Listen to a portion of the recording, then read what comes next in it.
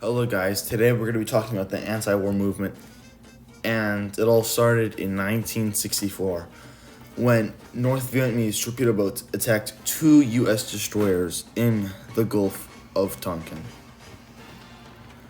But this is a lie. And in the early 2000s, almost 200 documents were declassified and released by the National Security Agency. These documents showed that there was no attack on August 4th, 1964, and officials had distorted the truth for their own personal gains and for former President Johnson's political prospects. The real reason why the US got involved in the war was because of the fear that communism would spread if North Vietnam would conquer South Vietnam. And the war took place around the same time as the Cold War, so communism was a pretty big topic at that time. And by the time the US had been fully involved in the war, critics had already begun to question if it was democratic to fight a war to liberate the South Vietnamese people from communist aggression from the north.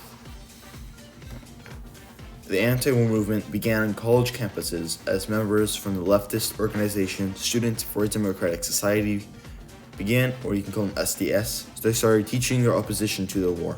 In 1965, Berkeley University taught 30,000 people in a 36-hour lecture on campus, and a few months later, hundreds of students marched down to the Berkeley draft board carrying a black coffin, and 40 of those students burned their draft card for the military, and that was not illegal at that time.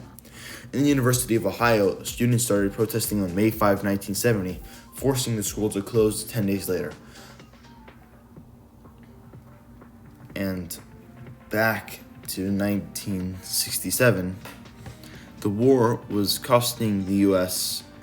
$25 billion per year because of how many young men were being forced to draft into the war, and many people were starting to stop supporting the war because of the increased taxes.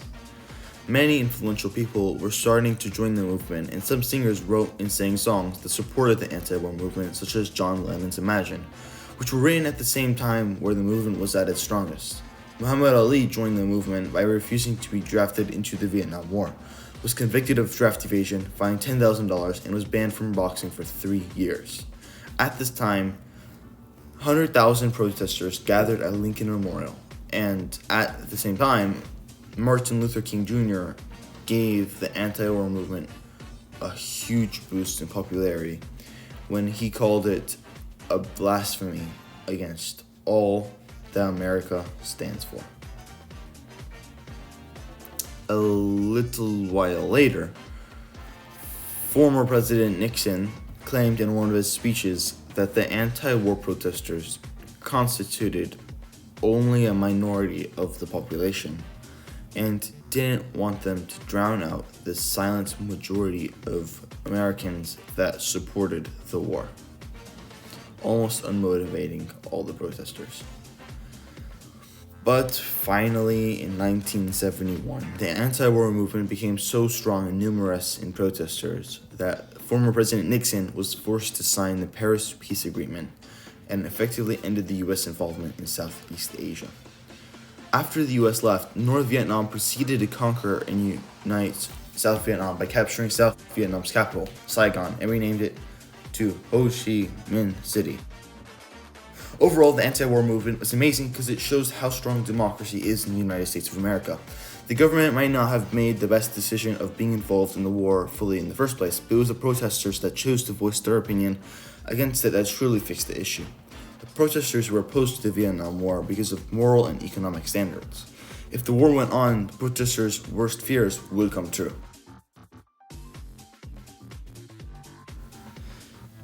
And I hope you learned something about the anti-war movement, and remember, have a great day.